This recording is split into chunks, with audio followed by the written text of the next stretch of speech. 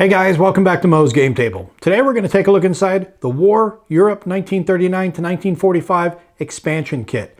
This is going to give us additional scenarios, some additional counters, and it's going to also give some additional variants and optional ways to play the game and expand your War Europe 1939-45 experience out that much more. So let's take a look at the back of the box and see what this expansion is all about. In 2012, Compass Games published its World War II Grand Strategy Mini Monster game, The War Europe 1939 to 1945. As the next step in building that franchise, Compass Games is pleased to release the War Europe 1939 to 1945 expansion kit. This kit offers a dozen new scenarios, including 3 big alternative history scenarios. A Road Not Taken, Hitler does not declare war on the US in 1941, which is 15 turns. Lord Halifax's Treaty, Britain makes a deal with Germany in the summer of 1940, 18 turns, and The Virtue of Vigilance, France and Britain rearmed early enough to be ready for war in 1939. The kit also features new scenarios covering the Arctic convoys, Kursk, Stalingrad, bombing the Reich, the clandestine war, the Italian campaign, Operation Tannenbaum, the Battle of Britain, and Operation Sea Lion. The war has always offered gamers a wide variety of strategic choices, but now the kit offers even more. The war gamers will now have dozens of new optional rules, variants, and 2 new counter sheets to bring to the game. New rules cover Heavies, Brandenburgers, variable French and Soviet surprise, new diplomatic targets, and much more. New optional rules will allow players to tilt play balance one way or the other as they choose, based on their own experience with the game. For the war gamers and those interested in becoming the war gamers, the kit offers a whole new range of strategies and a whole new set of what-ifs. And you can see an example of the counters that come with it, and the playtime is the same as it was for the war, about 8 hours or so up to for the scenarios, and then around 40 hours for the full campaign. Complexity 7 out of 10, solitaire suitability is 7 out of 10, and inside the kit we have 336 5/8" counters. So let's take a look inside and see what we get. And we get our expansion rules, expansion scenarios,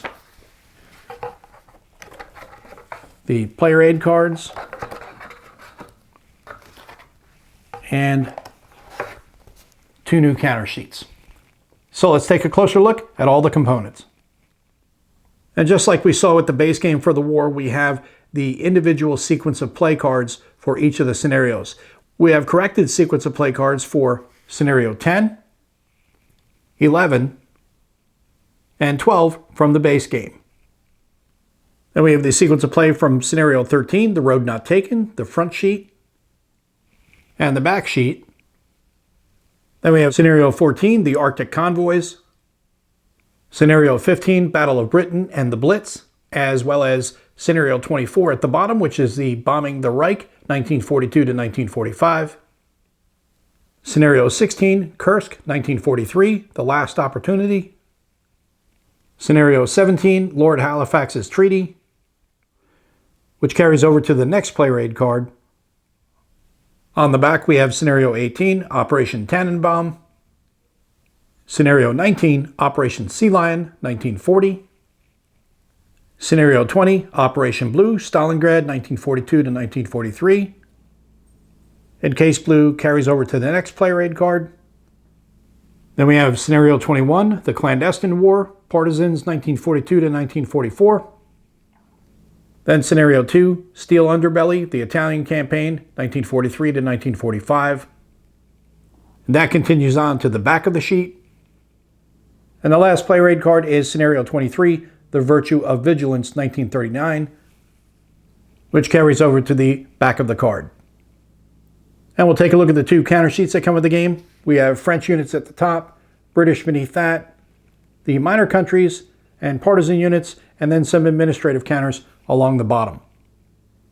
On the next sheet we have a mix of units and administrative counters for both Allied and Axis forces. Next, we'll take a look at the rules for the expansion. This is a 19-page full-color rulebook. Inside of the front cover, we have the table of contents listing out all the different rules by case number that you'll have in the rulebook.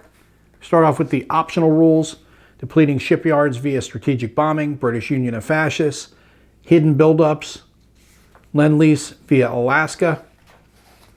Then we have additional variants here, like for example, Soviet variant 18, crash building program. Soviets build new or rebuild evacuated tank factories in the Urals faster than the Stavka expected. Add one 6-8 ARM to the Soviet force pool unbuilt. This unit, already in original game's countermix, appears in the Urals box, playable spring or summer of 1942. We've got Italian variants, German variants, all these different optional things you can add into the game to add some extra areas to explore, as well as spice the game up. French variants, US variants, British, and then we have staging limits here. Variable surprise rules for USSR and France. Modifiers to the rules for the Axis and the Soviets. Variable Western Front surprise role. Then we have Finland as diplomatic target and Finland's continuation war. Romania as diplomatic target. Bulgaria and Hungary also as diplomatic targets. And then military intelligence for ground combat. There is a designer's note here that states, adding the 4 new diplomatic targets to the diplomatic game is a response to those gamers who have expressed an interest in a less scripted game. So just like you do when you have variants that are what ifs and things like that, adding this in will definitely make it less scripted, but it will also possibly lead to more ahistorical results, which is one of the reasons why we play these games. We want to explore history and what could have happened if things had played out a little differently through history. Then we have military intelligence, air combat, rail production, front logistics efforts, alternative ground movement and combat mechanics, Spanish mobilization and US response, Soviet and British static upgrades, East Front weather, Soviet versus Western rail gauge, intensive diplomatic offensives, Brandenburgers, civilian conversion, the Med subwar, air supply, SS expansion, pure research, partisan replacements, manpower shortages, a whole bunch of new things that you can add in. Luftwaffe over the beaches, British Middle East air missions, SOP card, diplomatic espionage, POPs and geographic objectives, Axis solitaire player diplomacy variant. So you've even got a diplomacy variant if you're going to play solitaire. So that is another great thing to have, because most of us will play solo. Minor country diplomatic defense, French defense in depth, intelligence assets, military engineers, Soviet reserves, flexible combat formations, railway guns, mobility of unsupplied units, regional and sustained naval efforts. And that is the back of the rules for the expansion. And lastly, we'll take a look at these scenarios. This is a 47-page full-color book. On the inside of the front cover, we have the table of contents listing out all the scenarios and their associated page numbers, so you can easily find them. And again, color-coded just like we saw in the base game, and you see it along the top right for the light blue for Scenario 13, A Road Not Taken. Gives you all the information you're going to need to play that scenario. Scenario 14, Arctic Convoys.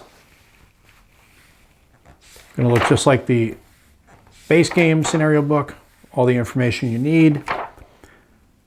Scenario 17, Lord Halifax's Treaty.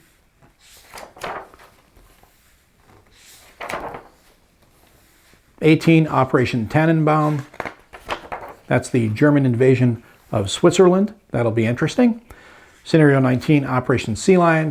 Scenario 20, Operation Blue, Case Blue. And we have the Clandestine War, Partisans 42 to 44. That should be also interesting, I think. The Virtue of Vigilance, which is Scenario 23. And then Scenario 24 is the Bombing the Right. Then we have our diplomatic record sheets and variant tracking records, which we saw in the base game. Same thing, diplomatic record sheet for all the different factions. The variant tracking record. And that is the back of the scenario book. And that is a look at everything you get inside of The War, Europe 1939 to 1945 Expansion Kit. This is an expansion designed by Ernie Copley and published by Compass Games.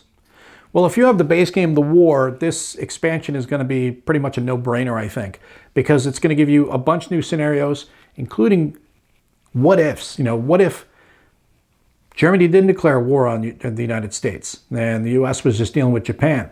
What about if Britain decided to seek peace instead of continue on to war. Things like that that you can explore. The invasion of Switzerland.